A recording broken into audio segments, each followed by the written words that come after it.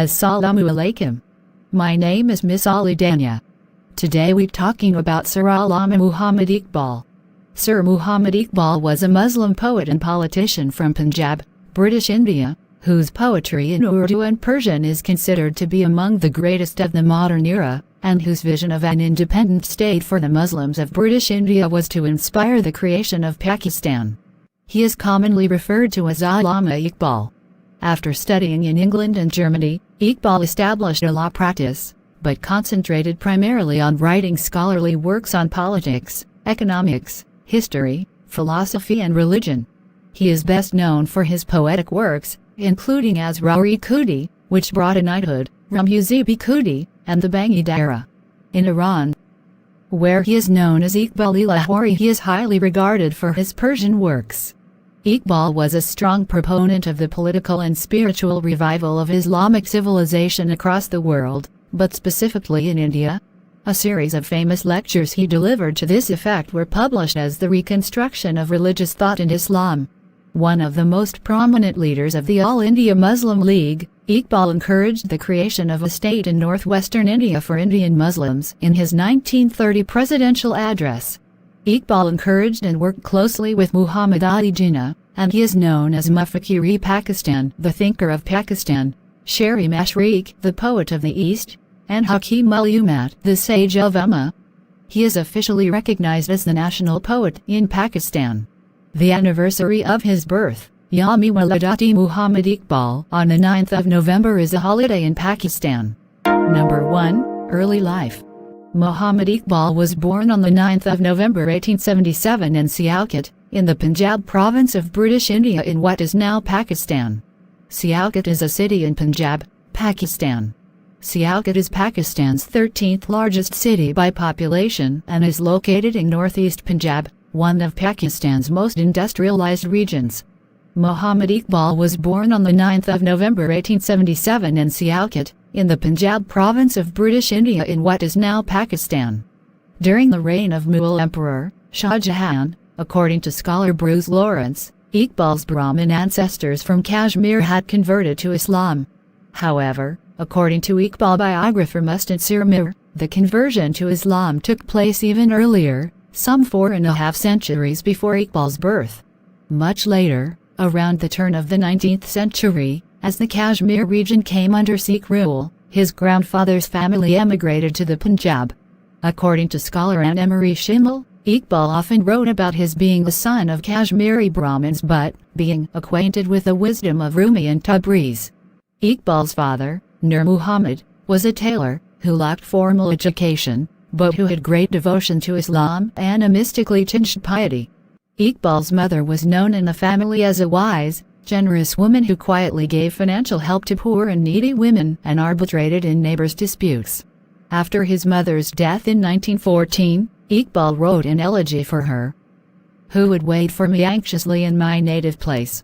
Who would display restlessness if my letter fails to arrive? Will visit thy grave with this complaint, who will now think of me in midnight prayers? All thy life thy love served me with devotion. When I became fit to serve thee, thou hast departed. At the age of 4, young Iqbal was sent regularly to a mosque, where he learned how to read the Quran in Arabic. The following year, and for many years thereafter, Iqbal became a student of Sayyid Mir Hasan, who was then the head of the madrasa in Sialkot, and later to become a widely known Muslim scholar. An advocate of secular European education for the Muslims of British India, in the tradition of Sir Syed Ahmad Khan, Hasan convinced Iqbal's father to send him to Sialkot Scotch Mission College, where Hasan was professor of Arabic. 2 years later, in 1895, Iqbal obtained the Faculty of Arts diploma from the college. That year Iqbal's family arranged for him to be married to Kareem Bibi, the daughter of an affluent Gujarati physician. The couple had 2 children, a daughter, Miraj Begum, born 1895, and a son, Aftab, born 1899. Iqbal's third child, a son, died soon after birth. Iqbal and Kareem were unhappy in their marriage and eventually divorced in 1916. Later the same year, Iqbal entered the government college in Lahore, where he studied philosophy, English literature, and Arabic and obtained a Bachelor of Arts degree, graduating cum laude. He won a gold medal for placing first in the examination in philosophy. While studying for his master's degree, Iqbal came under the influence of Sir Thomas Arnold, a scholar of Islam and modern philosophy at the college. Arnold exposed the young man to Western culture and ideas, and served as a bridge for Iqbal between the ideas of East and West. Iqbal was appointed to a readership in Arabic at the Oriental College in Lahore, and he published his first book in Urdu, The Knowledge of Economics, in 1903.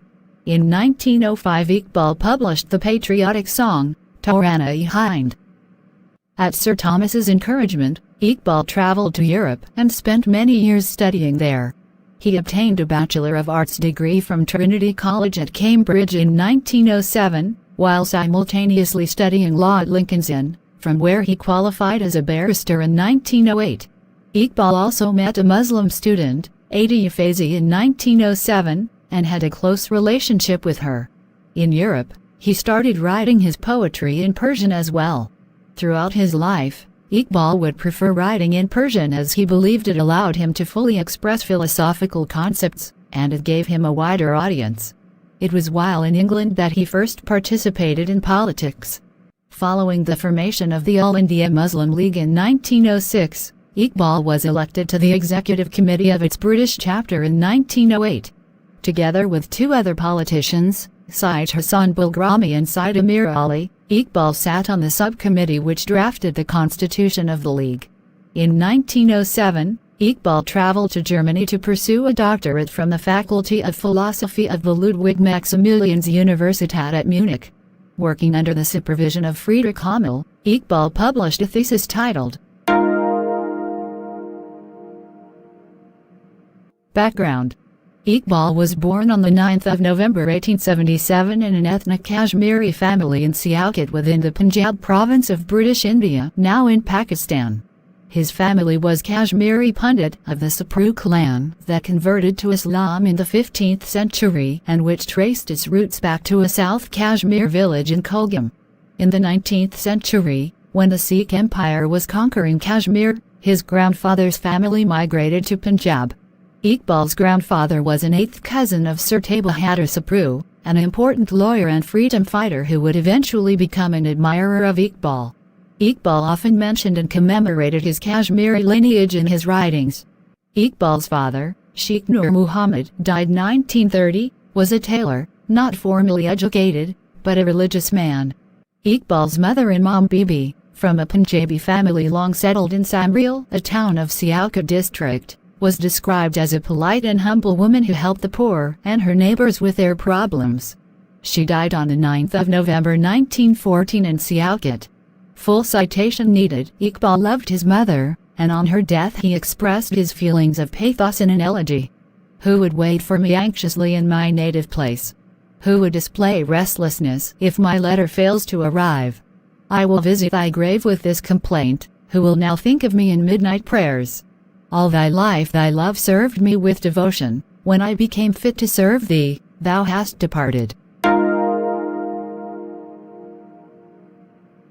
Iqbal was 4 years old when he was sent to a mosque to receive instruction in reading the Quran.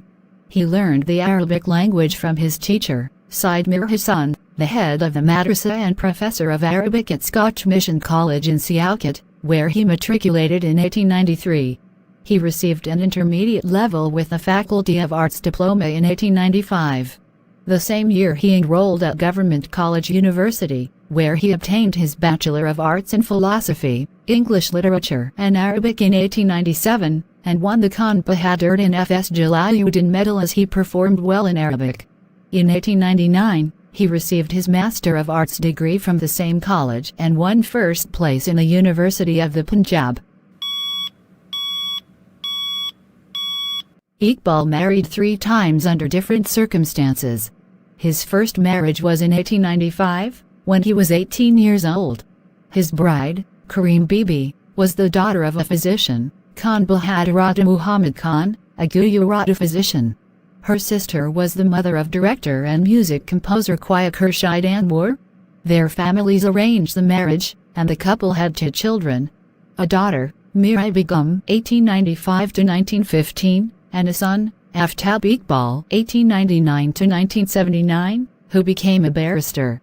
Another son is said to have died after birth in 1901. Iqbal and Karim Bibi separated somewhere between 1910 and 1913. Despite this, he continued to financially support her till his death. Iqbal's second marriage was with Mukhtar Begum, and it was held in December 1914, shortly after the death of Iqbal's mother the previous November.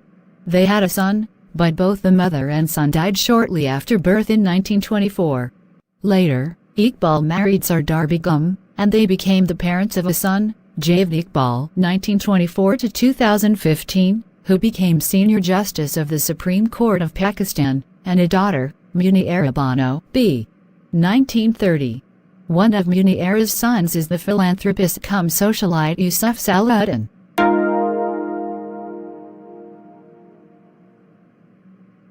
Higher education in Europe.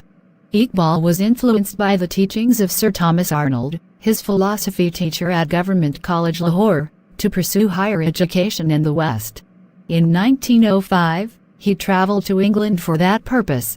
While already acquainted with Friedrich Nietzsche and Henry Bergson, Iqbal would discover Rumi slightly before his departure to England, and he would teach the Masnavi to his friend Swami Ramatirtha, who in return would teach him Sanskrit. Iqbal qualified for a scholarship from Trinity College, University of Cambridge, and obtained a Bachelor of Arts in 1906. In the same year he was called to the bar as a barrister at Lincoln's Inn. In 1907, Iqbal moved to Germany to pursue his doctoral studies, and earned a Doctor of Philosophy degree from the Ludwig Maximilian University of Munich in 1908. Working under the guidance of Friedrich Hämmel, Iqbal's doctoral thesis was entitled. In 1907, he had a close friendship with the writer Adia Faizi in both Britain and Germany. Adia would later publish their correspondence. 33. While Iqbal was in Heidelberg in 1907, his German professor Emma Wagenes taught him about Goethe's Faust, Heine and Nietzsche. 34. He mastered German in 3 months. 35. During his study in Europe, Iqbal began to write poetry in Persian. He preferred to write in this language, because doing so made it easier to express his thoughts.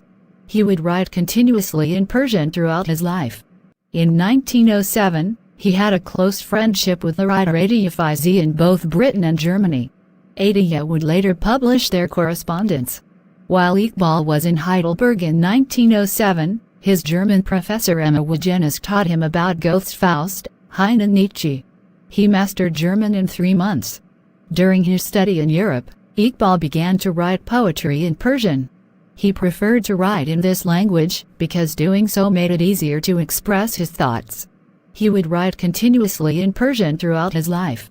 Iqbal had a great interest in Islamic studies, especially Sufi beliefs.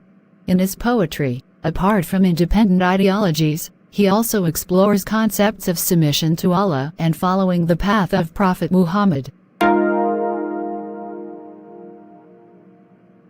Iqbal began his career as a reader of Arabic after completing his Master of Arts degree in 1899 at Oriental College, and shortly afterward was selected as a junior professor of philosophy at Government College Lahore, where he had also been a student in the past.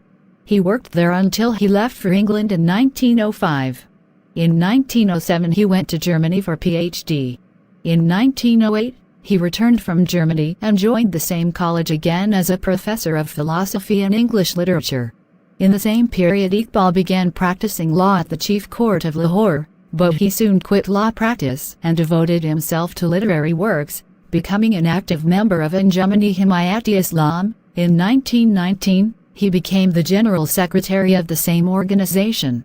Iqbal's thoughts in his work primarily focus on the spiritual direction and development of human society, centered around experiences from his travels and stays in Western Europe and the Middle East. He was profoundly influenced by Western philosophers such as Nietzsche, Bergson, and Goethe. He also closely worked with Ibrahim Hisham during his stay at the Aligarh Muslim University. The poetry and philosophy of Rumi strongly influenced Iqbal. Deeply grounded in religion since childhood, Iqbal began concentrating intensely on the study of Islam, the culture and history of Islamic civilization and its political future, while embracing Rumi as his guide. Iqbal would feature Rumi in the role of guide in many of his poems.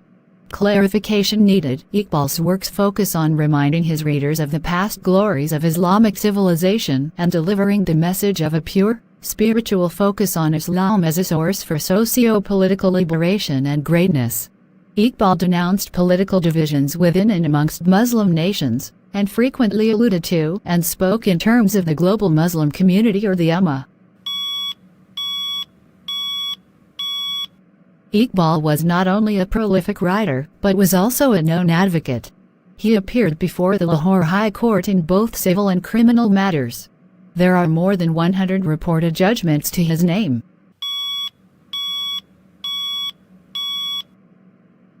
In 1933, after returning from a trip to Spain and Afghanistan, Iqbal suffered from a mysterious throat illness. He spent his final years helping Chaudhry Niaz Ali Khan to establish the Darul Islam Trust Institute at a Jamaupur estate near Pathankot, where there were plans to subsidize studies in classical Islam and contemporary social science. He also advocated for an independent Muslim state. Iqbal ceased practicing law in 1934 and was granted a pension by the Nawab of Bhopal. In his final years, he frequently visited the Dargah of famous Sufi Ali Huwairi in Lahore for spiritual guidance. After suffering for months from his illness, Iqbal died in Lahore on the 21st of April 1938. His tomb is located in Hazuri Bagh, the enclosed garden between the entrance of the Badshahi Mosque and the Lahore Fort, and official guards are provided by the government of Pakistan.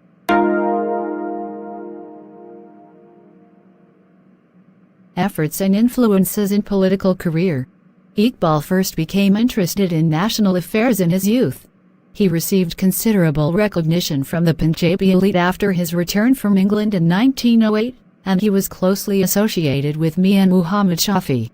When the All India Muslim League was expanded to the provincial level, and Shafi received a significant role in the structural organization of the Punjab Muslim League, Iqbal was made one of the first 3 joint secretaries along with Sheikh Abdul Aziz and Maulvi Mahbub Alam. While dividing his time between law practice and poetry, Iqbal remained active in the Muslim League. He did not support Indian involvement in World War I and stayed in close touch with Muslim political leaders such as Muhammad Ali Jawhar and Muhammad Ali Jinnah. He was a critic of the mainstream Indian National Congress, which he regarded as dominated by Hindus, and was disappointed with the League when, during the 1920s, it was absorbed in factional divides between the pro-British group led by Shafi and the centrist group led by Jinnah. Unreliable source.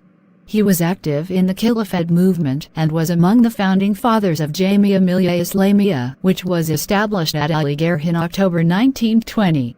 He was also given the offer of being the first vice-chancellor of Jamia Millia Islamia by Mahatma Gandhi, which he refused.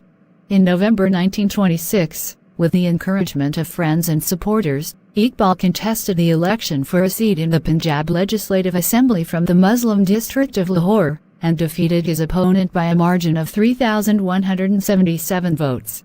He supported the constitutional proposals presented by Jinnah to guarantee Muslim political rights and influence in a coalition with the Congress, and worked with Aga Khan and other Muslim leaders to mend the factional divisions and achieve unity in the Muslim League. Unreliable source. While in Lahore, he was a friend of Abdul Sattar Ranger. Iqbal, Jinnah and the concept of Pakistan. Ideologically separated from Congress Muslim leaders, Iqbal had also been disillusioned with the politicians of the Muslim League, owing to the factional conflict that plagued the League in the 1920s. Discontent with factional leaders like Shafi and Fazlur Rahman, Iqbal came to believe that only Jinnah was a political leader capable of preserving unity and fulfilling the League's objectives of Muslim political empowerment. Building a strong, personal correspondence with Jinnah, Iqbal was influential in convincing Jinnah to end his self-imposed exile in London, return to India and take charge of the League. Iqbal firmly believed that Jinnah was the only leader capable of drawing Indian Muslims to the League and maintaining party unity before the British and the Congress. I know you are a busy man, but I do hope you won't mind my writing to you often, as you are the only Muslim in India today to whom the community has right to look up for safe guidance through the storm which is coming to northwest India and, perhaps, to the whole of India. While Iqbal espoused the idea of Muslim-majority provinces in 1930, Jinnah would continue to hold talks with the Congress through the decade and only officially embraced the goal of Pakistan in 1940. Some historians postulate that Jinnah always remained hopeful for an agreement with the Congress and never fully desired the partition of India. Iqbal's close correspondence with Jinnah is speculated by some historians as having been responsible for Jinnah's embrace of the idea of Pakistan. Iqbal elucidated to Jinnah his vision of a separate Muslim state in a letter sent on the 21st of June 1937. A separate federation of Muslim provinces, reformed on the lines I have suggested above, is the only course by which we can secure a peaceful India and save Muslims from the domination of non-Muslims. Why should not the Muslims of northwest India and Bengal be considered as nations entitled to self-determination just as other nations in India and outside India? Iqbal, serving as president of the Punjab Muslim League, criticized Jinnah's political actions, including a political agreement with Punjabi leader Sikandar Khan, whom Iqbal saw as a representative of feudal classes and not committed to Islam as the core political philosophy. Nevertheless, Iqbal worked constantly to encourage Muslim leaders and masses to support Jinnah and the League. Speaking about the political future of Muslims in India, Iqbal said, "There is only one way out. Muslims should strengthen Jinnah's hands. They should join the Muslim League. Indian question, as is now being solved, can be countered by our united front against both the Hindus and the English. Without it, our demands are not going to be accepted. People say our demands smack of communalism, and this is sheer propaganda. These demands relate to the defense of our national existence. The united front can be formed under the leadership of the Muslim League. And the Muslim League can succeed only on account of Jinnah. Now none but Jinnah is capable of leading the Muslims."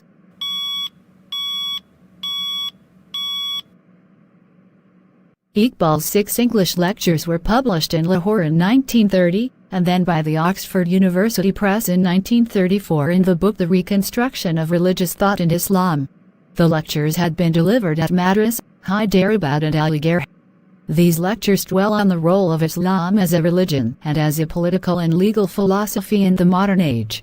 In these lectures Iqbal firmly rejects the political attitudes and conduct of Muslim politicians, whom he saw as morally misguided, attached to power and without any standing with the Muslim masses. Iqbal expressed fears that not only would secularism weaken the spiritual foundations of Islam and Muslim society, but that India's Hindu majority population would crowd out Muslim heritage, culture and political influence. In his travels to Egypt, Afghanistan, Iran and Turkey, he promoted ideas of greater Islamic political cooperation and unity, calling for the shedding of nationalist differences. He also speculated on different political arrangements to guarantee Muslim political power. In a dialogue with Dr. B.R. Ambedkar, Iqbal expressed his desire to see Indian provinces as autonomous units under the direct control of the British government and with no central Indian government. He envisaged autonomous Muslim regions in India. Under a single Indian Union, he feared for Muslims, who would suffer in many respects, especially concerning their existentially separate entity as Muslims. Iqbal was elected president of the Muslim League in 1930 at its session in Allahabad in the United Provinces, as well as for the session in Lahore in 1932. In his presidential address on the 29th of December 1930 he outlined a vision of an independent state for Muslim-majority provinces in northwestern India. "I would like to see the Punjab, Northwest Frontier Province, Sindh and Balochistan amalgamated into a single state. Self-government within the British Empire, or without the British Empire. The formation of a consolidated Northwest Indian Muslim state appears to me to be the final destiny of the Muslims, at least of Northwest India."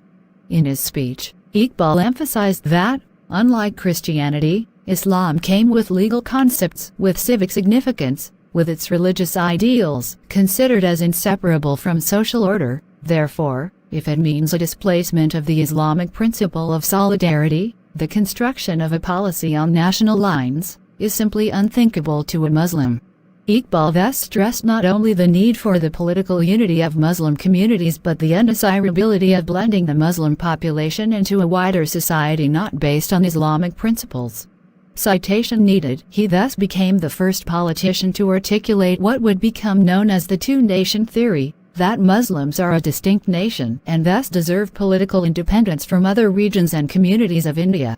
Even as he rejected secularism and nationalism, he would not elucidate or specify if his ideal Islamic state would be a theocracy, and criticized the intellectual attitudes of Islamic scholars, ulama, as having reduced the law of Islam practically to the state of immobility.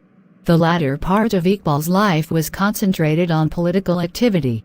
He traveled across Europe and West Asia to garner political and financial support for the League.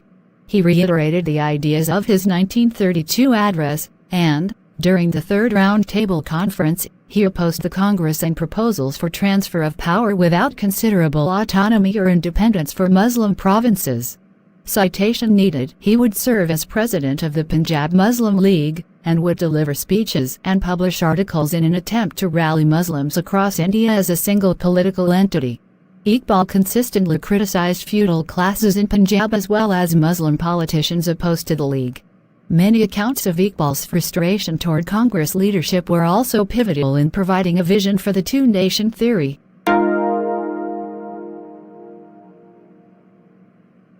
Iqbal was the first patron of Tulu Islam, a historical, political, religious and cultural journal of the Muslims of British India.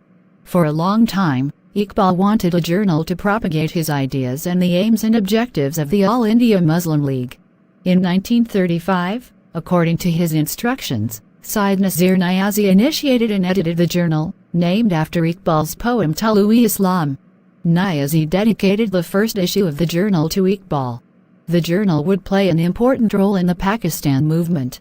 Later, the journal was continued by Ghulam Ahmad Pervez, who had contributed many articles in its early editions. Persian. Iqbal's poetic works are written primarily in Persian rather than Urdu.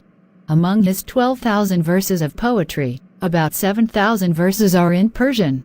In 1915, he published his first collection of poetry, the Asrar-i-Khudi, Secrets of the Self, in Persian. The poems emphasize the spirit and self from a religious perspective. Many critics have called this Iqbal's finest poetic work. In Asrar-i-Khudi, Iqbal explains his philosophy of Khudi, or self. Iqbal's use of the term Khudi is synonymous with the word ruh used in the Quran for a divine spark which is present in every human being, and was said by Iqbal to be present in Adam, for which God ordered all of the angels to prostrate in front of Adam. Iqbal condemns self-destruction. For him, the aim of life is self-realization and self-knowledge. He charts the stages through which the self has to pass before finally arriving at its point of perfection, enabling the knower of the self to become a vice-regent of God. In his Ramuz-i-Khudi, Hints of Selflessness, Iqbal seeks to prove the Islamic way of life is the best code of conduct for a nation's viability. A person must keep his characteristics intact, he asserts, but once this is achieved, he should sacrifice his ambitions for the needs of the nation. Man cannot realize the self outside of society. Published in 1917, this group of poems has as its main themes the ideal community, Islamic ethical and social principles, and the relationship between the individual and society. Although he supports Islam, Iqbal also recognizes the positive aspects of other religions. Ramuz-i-Khudi complements the emphasis on the self in Asrar-i-Khudi, and the two collections are often put in the same volume under the title Asrar-i-Ramuz, Hinting Secrets. It is addressed to the world's Muslims. Iqbal's 1924 publication, The Payam-e-Mashriq, The Message of the East, is closely connected to the West-Ostlicher Diwan by the German poet Goethe. Goethe bemoans the West having become too materialistic in outlook, and expects the East will provide a message of hope to resuscitate spiritual values. Iqbal styles his work as a reminder to the West of the importance of morality, religion, and civilization by underlining the need for cultivating feeling, ardor, and dynamism. He asserts that an individual can never aspire to higher dimensions unless he learns of the nature of spirituality. In his first visit to Afghanistan, he presented Poem-e-Mushrek to King Amanullah Khan. In it, he admired the uprising of Afghanistan against the British Empire. In 1933, he was officially invited to Afghanistan to join the meetings regarding the establishment of Kabul University. The Zaburi-o-Jam, Persian Psalms, published in 1927, includes the poems Gulshan-e-Raz-e-Jadid, Garden of New Secrets, and Bandaji-Nama, Book of Slavery. In Gulshan-e-Raz-e-Jadid, Iqbal first poses questions, then answers them with the help of ancient and modern insight. Bandaji-Nama denounces slavery and attempts to explain the spirit behind the fine arts of enslaved societies. Here, as in other books, Iqbal insists on remembering the past, doing well in the present and preparing for the future, while emphasizing love, enthusiasm and energy to fulfill the ideal life. Iqbal's 1932 work, the Javed-Nama, Book of Javed, is named after and in a manner addressed to his son, who is featured in the poems. It follows the examples of the works of Ibn Arabi and Dante's The Divine Comedy, through mystical and exaggerated depictions across time. Iqbal depicts himself as Zindrad, a stream full of life, guided by Rumi, the master, through various heavens and spheres, and has the honor of approaching divinity and coming in contact with divine illuminations. In a passage reliving a historical period, Iqbal condemns the Muslims who were instrumental in the defeat and death of Nawab Siraj-ud-Daulah of Bengal and Tipu Sultan of Mysore by betraying them for the benefit of the British colonists, and thus delivering their country to the shackles of slavery. In the end, by addressing his son Javed, he speaks to the young people at large, and guides the new generation. Pachibade Karde Akwami Shark includes the poem Musafir, the Traveler. Again, Iqbal depicts Rumi as a character and gives an exposition of the mysteries of Islamic laws and Sufi perceptions. Iqbal laments the dissension and disunity among the Indian Muslims as well as Muslim nations. Musafir is an account of one of Iqbal's journeys to Afghanistan, in which the Pashtun people are counseled to learn the secret of Islam and to build up the self within themselves. His love of the Persian language is evident in his works and poetry. He says in one of his poems, Iqbal's Bangi Dara, The Call of the Merging Bell, his first collection of Urdu poetry, was published in 1924. It was written in 3 distinct phases of his life. The poems he wrote up to 1905, the year he left for England, reflect patriotism and the imagery of nature, including the Taurana-e-Hindi, the Song of India, and Taurana-e-Mili, the Song of the Community. The second set of poems date from 1905 to 1908, when Iqbal studied in Europe, and dwell upon the nature of European society, which he emphasized had lost spiritual and religious values. This inspired Iqbal to write poems on the historical and cultural heritage of Islam and the Muslim community, with a global perspective. Iqbal urges the entire Muslim community, addressed as the Ummah, to define personal, social and political existence by the values and teachings of Islam. Iqbal's works were in Persian for most of his career, but after 1930 his works were mainly in Urdu. His works in this period were often specifically directed at the Muslim masses of India, with an even stronger emphasis on Islam and Muslim spiritual and political reawakening. Published in 1935, Bali Jibril, Wings of Gabriel, is considered by many critics as his finest Urdu poetry and was inspired by his visit to Spain, where he visited the monuments and legacy of the Kingdom of the Moors. It consists of ghazals, poems, quatrains and epigrams, and carries a strong sense of religious passion.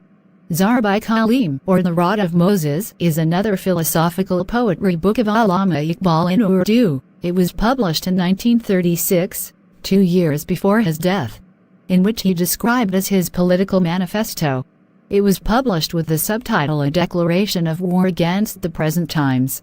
Muhammad Iqbal argues that modern problems are due to the godlessness, materialism and injustice of modern civilization, which feeds on the subjugation and exploitation of weak nations, especially the Indian Muslims. Iqbal's final work was Armu-an-Hijaz, The Gift of Hijaz, published posthumously in 1938. The first part contains quatrains in Persian, and the second part contains some poems and epigrams in Urdu. The Persian quatrains convey the impression that the poet is traveling through the Hijaz in his imagination. The profundity of ideas and intensity of passion are the salient features of these short poems. Iqbal's vision of mystical experience is clear in one of his Urdu ghazals, which was written in London during his student days.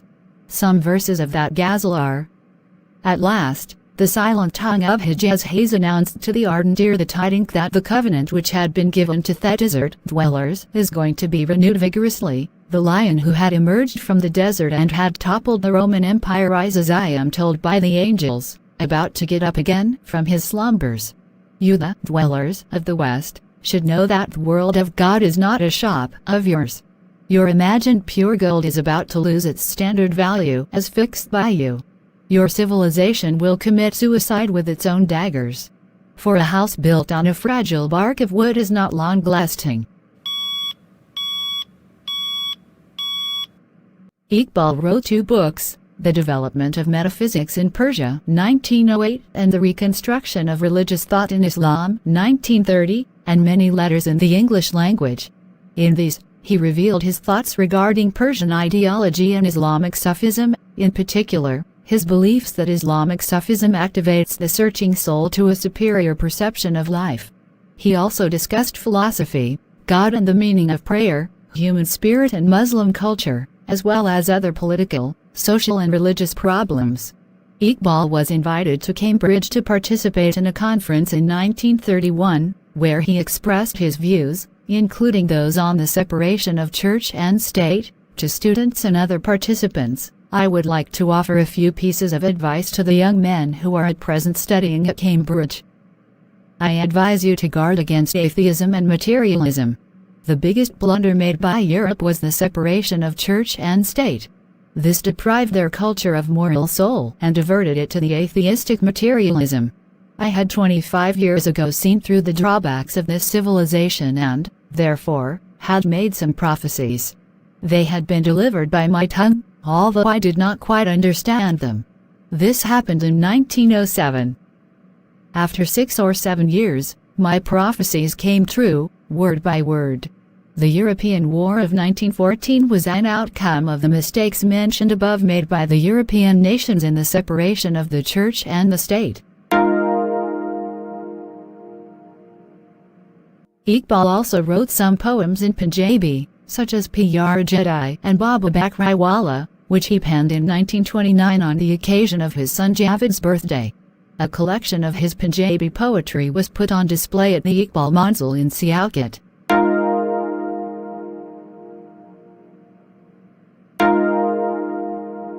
Poet of the East, Drive. Allama Muhammad Iqbal. Iqbal has been referred to as the poet of the East by academics, institutions and the media. The Vice-Chancellor of Quaid-e-Azam University, Dr. Masoom Yassin Zai, stated in a seminar addressing a distinguished gathering of educators and intellectuals that Iqbal is not only a poet of the East, but is a universal poet. Moreover, Iqbal is not restricted to any specific segment of the world community, but he is for all humanity. Yet it should also be borne in mind that while dedicating his Eastern divan to Goth, the cultural icon par excellence, Iqbal's Payam-i Mashriq constituted both a reply as well as a corrective to the Western divan of Goth. For by stylizing himself as the representative of the East, Iqbal endeavored to talk on equal terms to Goth as the representative of West. Iqbal's revolutionary works through his poetry affected the Muslims of the subcontinent. Iqbal thought that Muslims had long been suppressed by the colonial enlargement and growth of the West. For this concept, Iqbal is recognized as the poet of the East. So to conclude, let me cite an Emery Schimmel and Gabriel's Wing, who lauds Iqbal's unique way of weaving a grand tapestry of thought from Eastern and Western yarns, a creative activity which, to cite my own volume Revisioning Iqbal, endows Muhammad Iqbal with the stature of a universalist poet and thinker whose principal aim was to explore mitigating alternative discourses to construct a bridge between the East and the West. The Urdu world is very familiar with Iqbal as the poet of the East. Iqbal is also called Mufakir-e-Pakistan, the thinker of Pakistan, and Hakim-ul-Ummat, the sage of the Ummah. The Pakistan government officially named him Pakistan's national poet. In Iran, Iqbal is known as Iqbal-e-Lahori, Persian, Iqbal of Lahore. Iqbal's Asrar-e-Khudi and Balai Jibril are particularly popular in Iran. At the same time, many scholars in Iran have recognized the importance of Iqbal's poetry in inspiring and sustaining the Iranian Revolution of 1979. During the early phases of the revolutionary movement, it was common to see people gathering in a park or corner to listen to someone reciting Iqbal's Persian poetry, which is why people of all ages in Iran today are familiar with at least some of his poetry, notably Zabar-i-Ajam. Ayatollah Ali Khamenei has stated, "We have a large number of non-Persian speaking poets in the history of our literature, but I cannot point out any of them whose poetry possesses the qualities of Iqbal's Persian poetry." Iqbal was not acquainted with Persian idiom, as he spoke Urdu at home and talked to his friends in Urdu or English. He did not know the rules of Persian prose writing. In spite of not having tasted the Persian way of life, never living in the cradle of Persian culture, and never having any direct association with it, he cast with great mastery the most delicate, the most subtle and radically new philosophical themes into the mold of Persian poetry, some of which are unsurpassable yet. By the early 1950s, Iqbal became known among the intelligentsia of Iran. Iranian poet laureate Muhammad Taqi Bahar universalized Iqbal in Iran. He highly praised the work of Iqbal in Persian. Citation needed. In 1952, Iranian Prime Minister Mohammad Mossadegh, a national hero because of his oil nationalization policy, broadcast a special radio message on Iqbal Day and praised his role in the struggle of the Indian Muslims against British imperialism. At the end of the 1950s, Iranians published the complete Persian works. In the 1960s, Iqbal's thesis on Persian philosophy was translated from English to Persian. Ali Shariati, a Sorbonne-educated sociologist, supported Iqbal as his role model as Iqbal had Rumi. An example of the admiration and appreciation of Iran for Iqbal is that he received the place of honor in the pantheon of the Persian elegy writers. Citation needed. Iqbal became even more popular in Iran in the 1970s. His verses appeared on banners, and his poetry was recited at meetings of intellectuals. Iqbal inspired many intellectuals, including Ali Shariati, Mehdi Bazargan and Abdul Karim Saroush. His book The Reconstruction of Religious Thought in Islam was translated by Mohammad Masood Nauruzi. Key Iranian thinkers and leaders who were influenced by Iqbal's poetry during the rise of the Iranian Revolution include Khamenei, Shariati and Saroush, although much of the Revolutionary Guard was familiar with Iqbal's poetry. At the inauguration of the first Iqbal Summit in Tehran, 1986, Khamenei stated that in its conviction that the Quran and Islam are to be made the basis of all revolutions and movements, Iran was exactly following the path that was shown to us by Iqbal. Shariati, who has been described as a core ideologue for the Iranian Revolution, described Iqbal as a figure who brought a message of rejuvenation, awakening, and power to the Muslim world. Iqbal's views on the Western world have been applauded by Westerners, including United States Supreme Court Associate Justice William O. Douglas, who said that Iqbal's beliefs had universal appeal. Soviet biographer and Pianikoy wrote, Iqbal is great for his passionate condemnation of weak will and passiveness, his angry protest against inequality, discrimination and oppression in all forms, that is, economic, social, political, national, racial, religious, etc., his preaching of optimism and active attitude towards life and man's high purpose in the world. In a word, he is great for his assertion of the noble ideals and principles of humanism, democracy, peace and friendship among peoples. Others, including Wilfred Cantwell Smith, stated that with Iqbal's anti-capitalist holdings, he was anti-intellect, because capitalism fosters intellect. Freeland Abbott objected to Iqbal's views of the West, saying that they were based on the role of imperialism and that Iqbal was not immersed enough in Western culture to learn about the various benefits of the modern democracies, economic practices and science. Critics of Abbott's viewpoint note that Iqbal was raised and educated in the European way of life, and spent enough time there to grasp the general concepts of Western civilization. Iqbal is widely commemorated in Pakistan, where he is regarded as the ideological founder of the state. His birthday is annually commemorated in Pakistan as Iqbal Day, and until 2018 it was also a public holiday.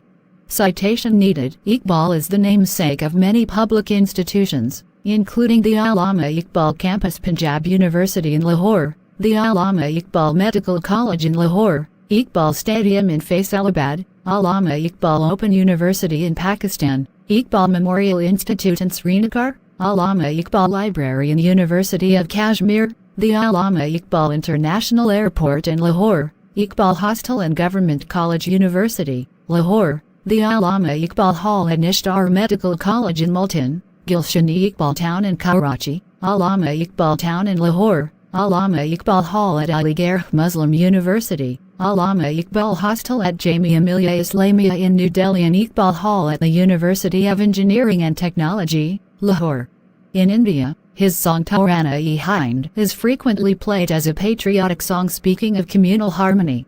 The Pakistani government and public organizations have sponsored the establishment of educational institutions, colleges, and schools dedicated to Iqbal and have established the Iqbal Academy Pakistan to research, teach and preserve his works, literature and philosophy.